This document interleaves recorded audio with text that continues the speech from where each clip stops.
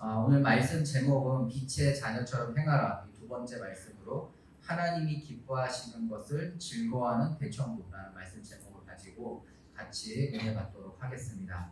이 말씀을 나누기 전에 먼저 서론에 하이델베르크 요리문답 두 번째, 당신이 이러한 위로 속에서 살고 복된 죽음을 막기 위해 반드시 알아야 할 것이 무엇입니까? 라고 합니다. 그 이전에 이러한 위로 속에라는 것은 바로 하이델베르크 요리문답 1번을 얘기합니다. 1번은 뭐냐? 삶과 죽음 가운데 유일한 위로가 무엇인가? 라고 질문합니다. 성삼위 하나님의 이 구원의 역사 속에서 우리가 구원받아 이제는 그 속에서 신실하고 또 자발적으로 주를 위해 살아가도록 만드는 그 은혜와 그 응답을 누리는 것이 바로 1번에 대한 것이라고 하면요. 두 번째는 세 가지의 답을 가질 수 있습니다. 첫 번째로 나의 죄가 얼마나 크며 비참한지를 알아야 한다.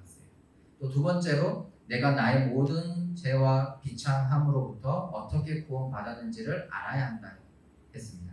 또 세 번째로는 이와 같이 구원에 대해서 하나님께 내가 얼마나 감사해야 할지를 알아야 한다라고 했어요. 하이델베르크 이 문답의 첫 번째, 두 번째, 세 번째 이것은 이 하이델베르크 전체를 아우르는 내용입니다. 그래서 이 서론적인 부분에서는 이제 앞부분이죠. 앞부분에서는 내가 얼마나 제가 얼마나 크고 비참한지를 이 하이델베르크 요리 문답을 통해서 쭉 알아가게 됩니다. 그러면서 두 번째로 내가 나의 모든 죄와 비참함으로 어떻게 구원을 받았는지 그게 이제 하이델베르크 이 전체에서 이제 중반부가 이제 이 부분을 나타내죠. 내가 어떻게 구원을 받았는가라는 부분.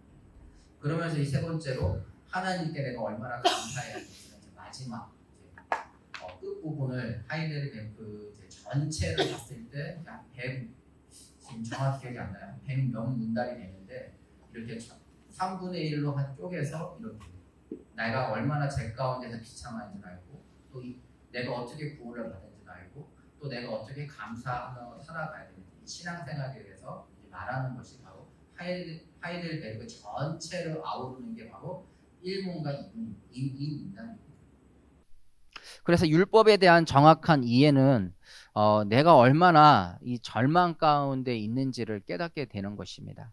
그래서 하나님의 이 십계명을 통하여서 내가 얼마나 죄인임을 또 내가 얼마나 이렇게 절망 가운데 있음을 깨닫게 되는 것이죠. 그러면서 우리가 그렇기 때문에 그 하나님 앞에서 그 하나님의 법에 절망할 수밖에 없는 나의 상태가 이제 어디로 가야 되냐? 그리스도께로 달려가게 된다라는 것이에요. 그게 이제 깨닫게 되는 거죠. 내가 왜 예수님의 그 십자가의 그 죽으심과 그 부활이 나하고 무슨 상관이 있는가? 그게 바로 여기에서 나오는 것입니다. 내가 얼마만큼 절망 가운데 빠져 있는가? 이것이 보이게 되면은 이거에 대한 내가 어떻게 여기에서 이제 빠져나올 수 있는가는 바로 예수 그리스도의 그 십자가의 죽으심과 부활의 그 역사 속으로 내가 들어가야 된다라는 것입니다. 이렇게 그리스도를 통하여서 구원받은 자의 삶은 그럼 어떻습니까? 바로 평안과 이 감사의 인생을 살게 되는 것입니다. 이것이 하이델베르크 전체를 아우르는 내용입니다. 그리고 우리가 이것을 서문을 통해서 이 1문과 2문은 거의 서문이거든요. 머릿말처럼 그렇죠? 아니면 뭐 책을 보면은 작가가 책을 시작하기 전에 이 책에 대해서 왜 썼는지에 대해서 써놓잖아요. 그렇죠? 그런 것처럼 이 하이델베르크 1문답과 2문답은 왜 하이델베르크를 썼는지 우리가 왜 이 하이델베르크 이 신앙 고백을 통하여서 해야 되는지에 대해서 1문과 2문을 통해서 우리가 알게 되는 것입니다. 그러면 하나님께서 이미 주신 이 구원의 근거하여 우리는 무엇을 하며 어떻게 살아야 하는가? 또 어떻게 사는 것이 하나님의 뜻에 합당한 것인가? 이러한 것들이 이제 우리의 신앙생활 속에서 질문하게 됩니다. 이 하나님께 질문하며 이미 받은 것에 대한 감사하는 삶으로 이미 우리는 다 받은 이 구원이 결국 하나님이 우리에게 구원을 주셨다라는 것은 하나님께서 우리에게 모든 것을 다 주신 것과 마찬가지거든요. 그래서 그 구원에 대해서 또 하나님께서 나에게 모든 것을 다 주셨음을 그것을 알고 감사함으로 살아가는 것이 바로 신앙생활이라는 것이에요. 그래서 이러한 내용을 가지고 정말 하나님이 기뻐하시는 것을 내가 어떻게 즐거워하면서 살아갈 수 있는가, 이 부분을 오늘 확인하도록 하겠습니다. 첫 번째로 빛의 자녀들처럼 행하는 것입니다. 8절에서 10절에 보면은 너희가 전에는 어둠이더니 이제는 주 안에서 빛이라. 빛의 자녀들처럼 행하라. 빛의 열매는 모든 착함과 의로움과 진실함에 있느니라. 주를 기뻐하시게 할 것이 무엇인가 시험하여 보라 라고 했어요. 같은 질문이죠. 제가 서문에서 말했던 것처럼 이 본론 1번에 주를 기뻐할 것이 무엇인지 시험하여 보라 라고 했어요. 과연 하나님께서 기뻐하시는 게 뭐냐, 나를 구원해 주신 이 주님이 나를 통하여서 무엇을 기뻐하시냐, 이것을 한번 우리가 질문해 봐야 된다라는 것입니다. 그래서 8절에 우리 스스로가 비친 것이 아니라 예수 그리스도 안에서 우리가 비침을, 우리가 먼저 이 부분이 날마다 확인되어지는 인생이 되어야 되는 것이에요. 그래서 전에는 몸이 즐거운 대로 내 욕심을 채우는 길로 갔다고 하면은 이제는 뭡니까? 주님이 기뻐하시는 길로 걸어가는 것이 나의 기쁨이라는 것이에요. 이게 바로 신앙생활이고 하나님의 자녀로서의 그 삶이 뭐냐? 하나님으로 기뻐하는 삶이라는 것입니다. 그래서 우리가 복음을 누리고 하나님의 말씀을 묵상하면 묵상할수록 우리 안에 나타나는 것이 무엇입니까? 바로 하나님을 경외하게 되어 있습니다.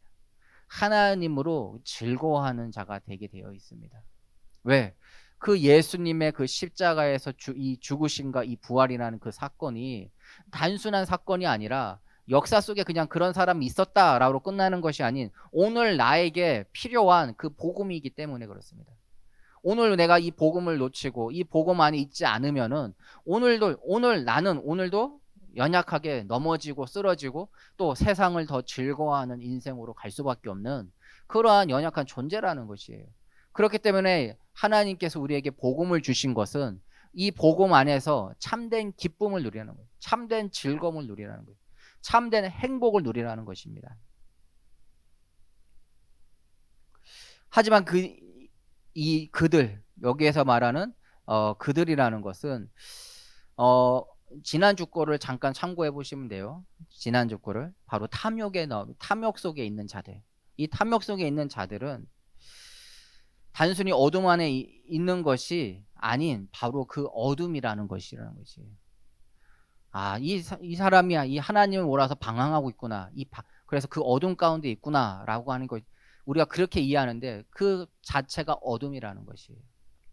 그러나 하나님의 빛의 자녀로 새로운 삶으로 우리를 변화시키는 그 예수 그리스도를 우리가 바라볼 때에 그 예수 그리스도의 빛이 나를 빛의 자녀로 인도받게 해주신다.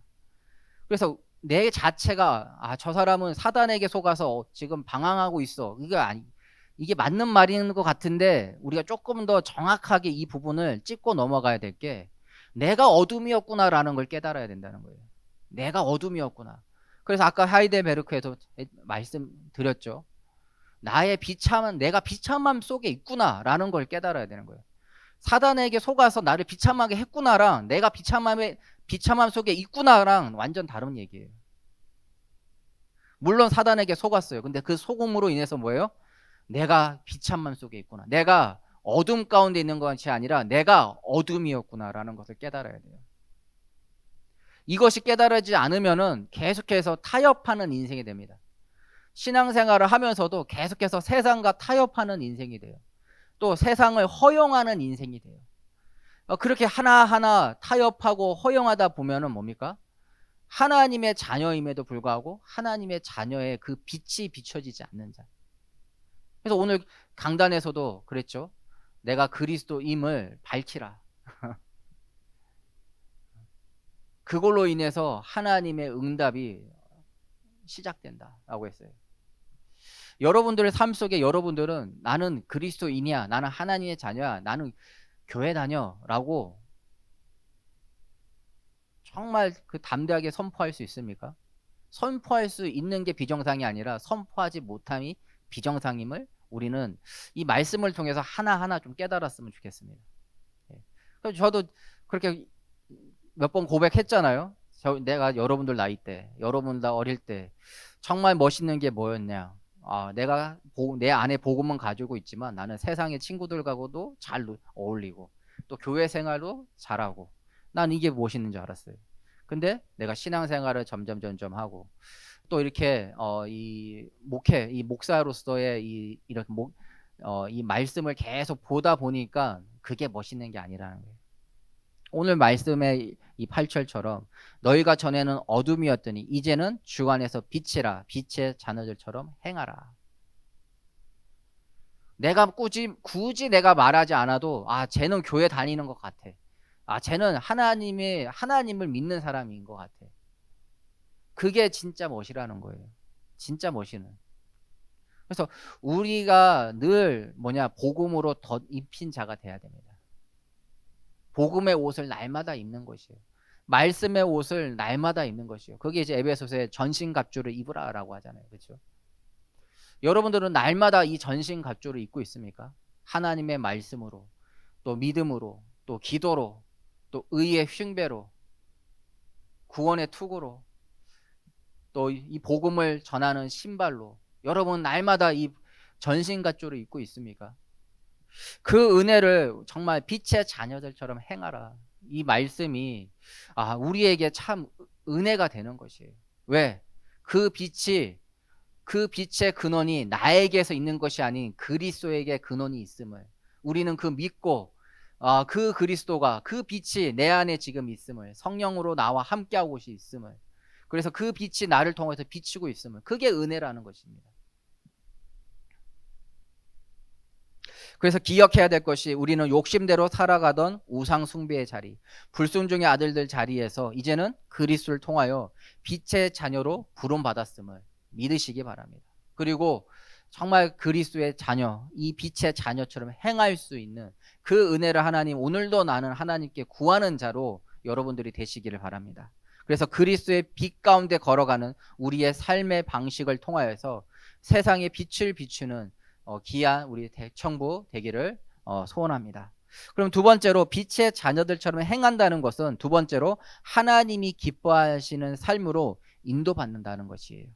11절 12절에 너희는 열매 없는 어둠의 일에 참여하지 말고 도리어 책망하라. 그들이 은밀히 행하는 것들은 말하기도 부끄러운 것들이라 라고 했어요.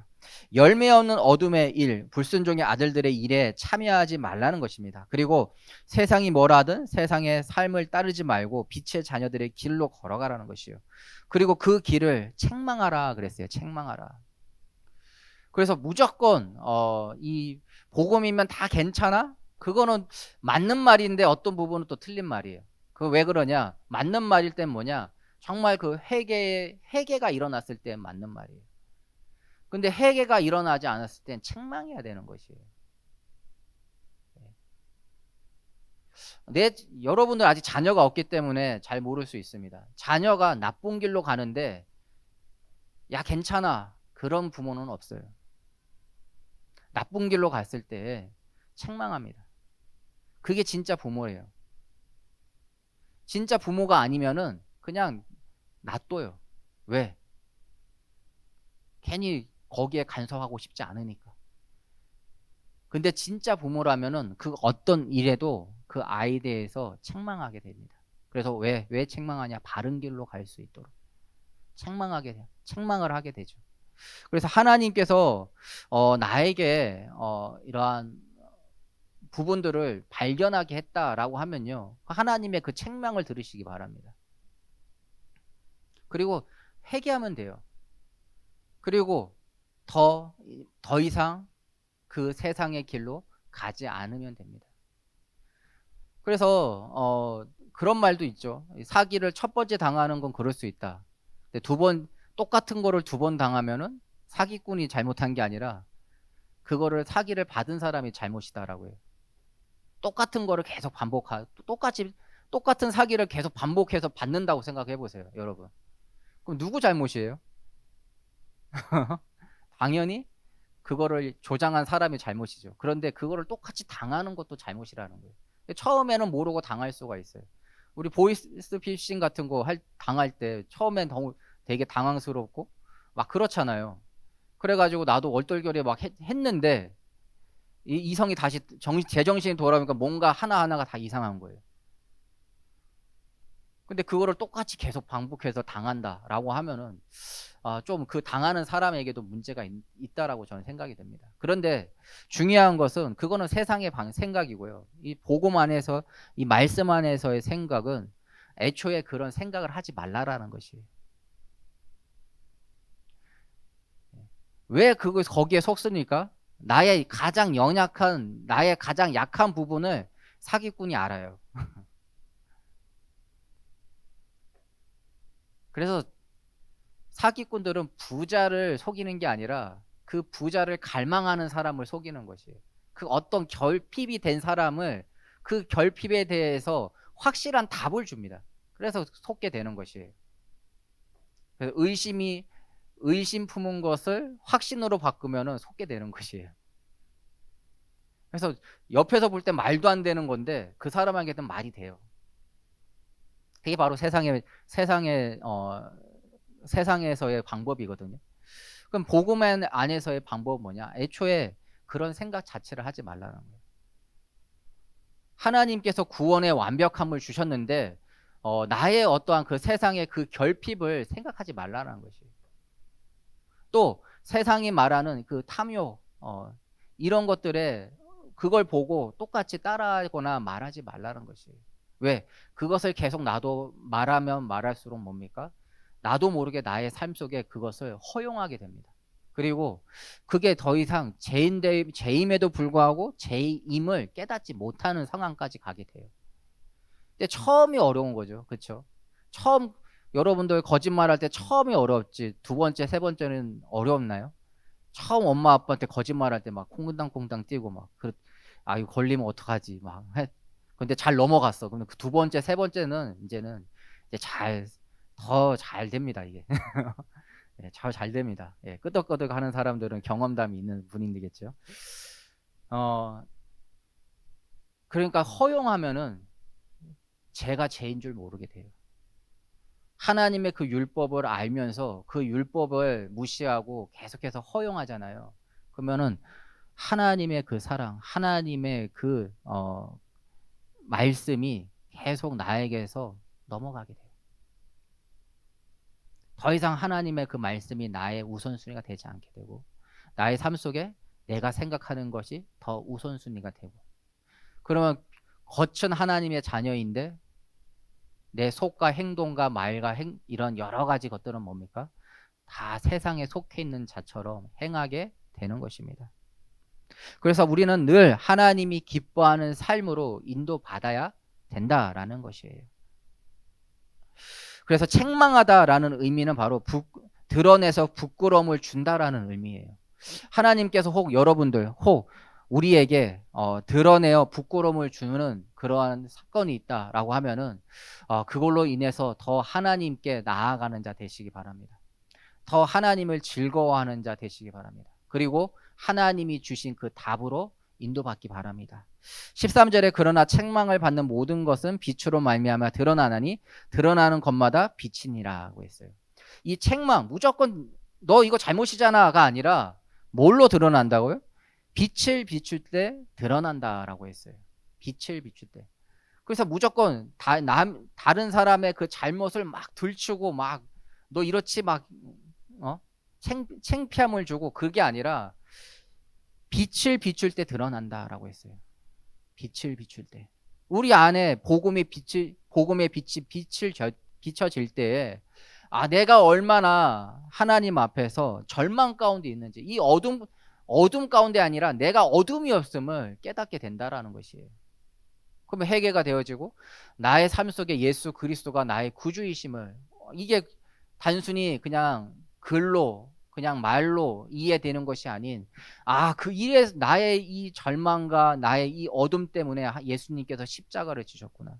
그 십자가의 사랑이 그렇기 때문에 나에게 없어서는 안 되는 그 십자가의 사랑이구나. 이것이 깨달아진다라는 것입니다.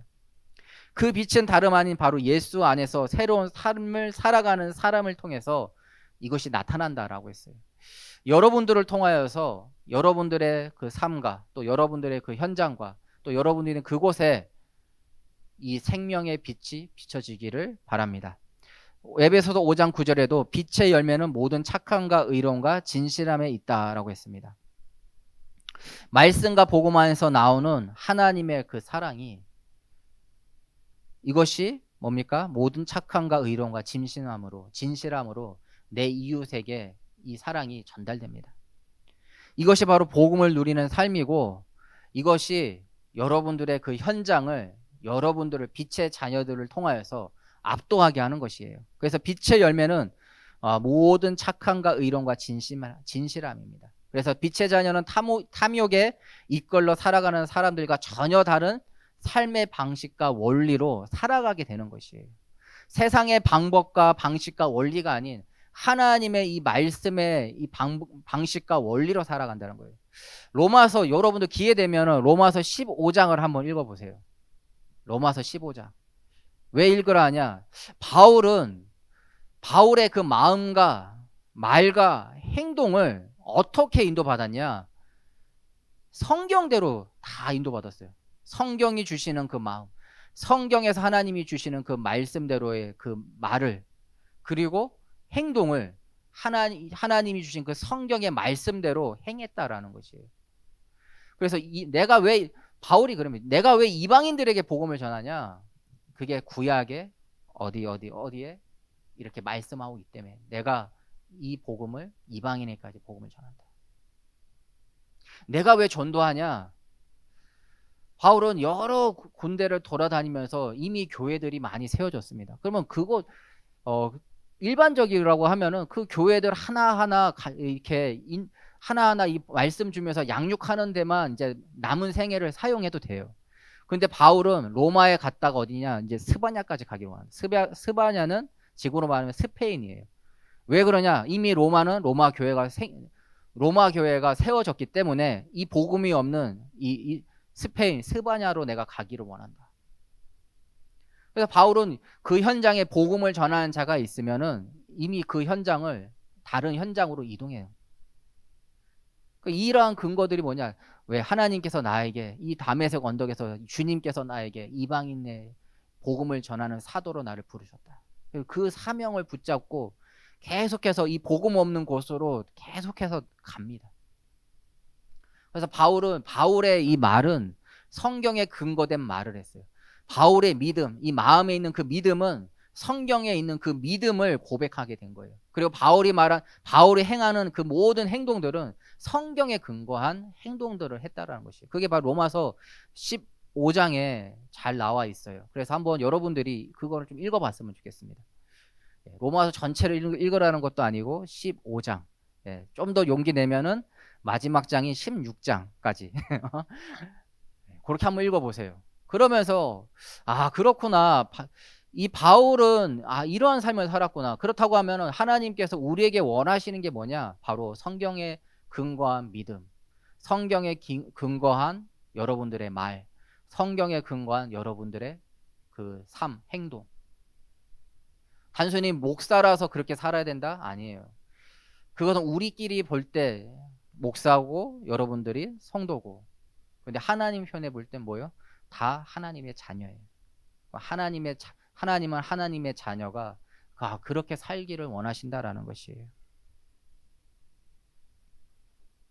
그래서 빛의 자녀처럼 행하라. 이것은 참 빛으로 그리스도 안에 있는 사람들의 새로운 삶, 어둠을 밝혀 비춰지는 것을 의미합니다. 여러분들의 삶이, 여러분들의 마음과 말과 여러분들의 그 행동, 그 삶이 정말 말씀에서 나오는 믿음과 말, 행동이 되기를 원합니다.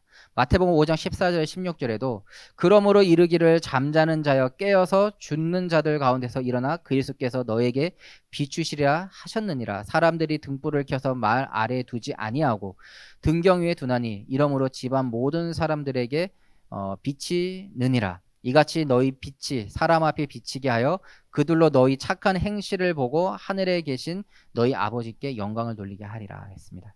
즉 그 빛을 보고 사람들이 하나님께 영광을 돌린다라고 했어요. 여러분들의 빛은 무엇입니까? 예수 그리스도의 그 생명이 여러분들의 빛이 되기를 바랍니다.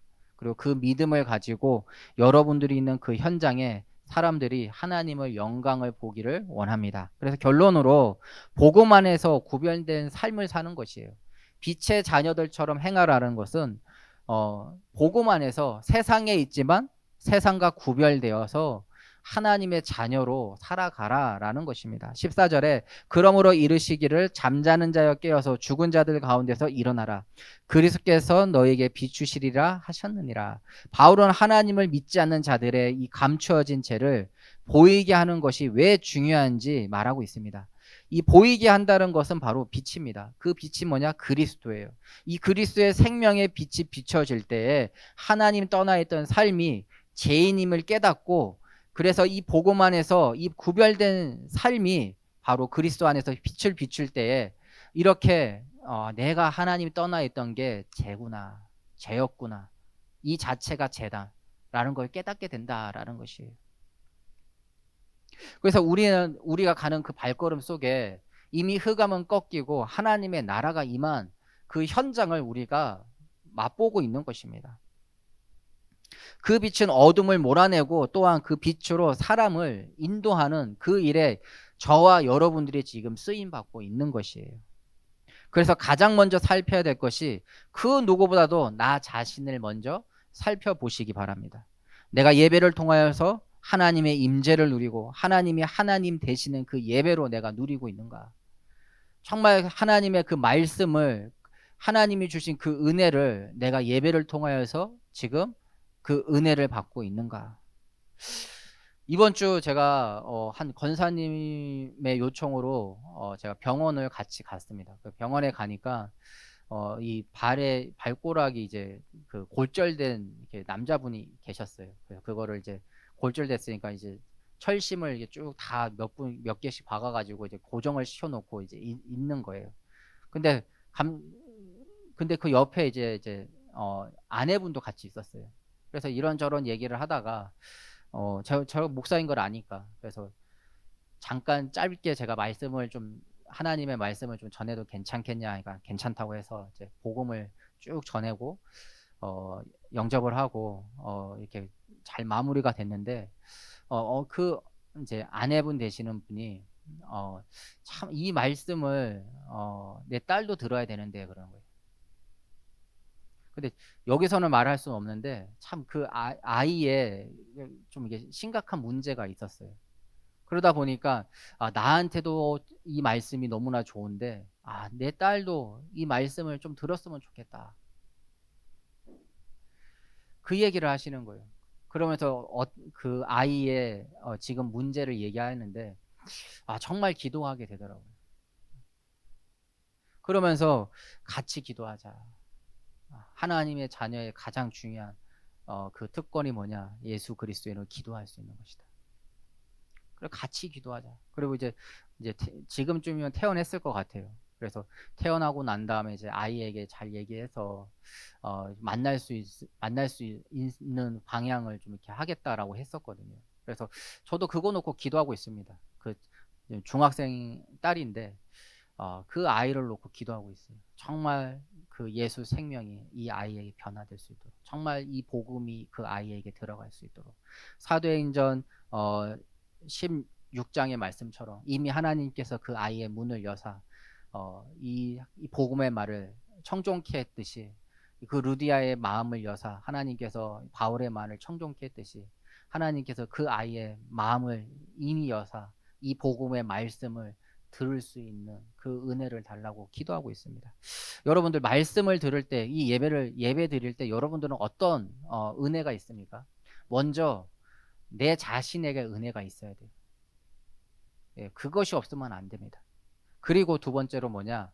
내가 있는 그 현장을 향한 이 말씀이 이 현장의 필요함을 알아야 됩니다. 근데 잘못된 예는 뭘까요? 잘못된 예. 이거는 걔 들어야 되는데 이건 잘못된 예예요. 잘못된 생각이요. 먼저 내가 은혜를 받고 먼저 이 말씀이 나의 말씀이 되어야 돼요. 그리고 내가 기도하고 있는 그 사람, 내가 기도하고 있는 그 현장, 그곳, 이 말씀이 필요함을 내가 마음으로 기도할 수 있어야 되는 것이에요. 그래서 예배를 통해서 하나님의 임재를 누리시기 바랍니다. 하나님께서 지금 이곳을 통치하고 다스리고 계심을 누리시기 바랍니다. 그러면 동일하게 여러분들이 기도하는 그곳에 하나님의 통치와 다스림이 있음을 믿고 기도하시기 바랍니다. 그래서 예배를 통하여서 천국을 맛보는 것이에요. 예배를 통하여서 우리는 하나님을 더 경외하고 하나님의 그 말씀을 더 즐거워하는 인생이 되는 것입니다. 이것이 바로 복음 안에서 구별된 삶. 빛의 자녀처럼 행하라.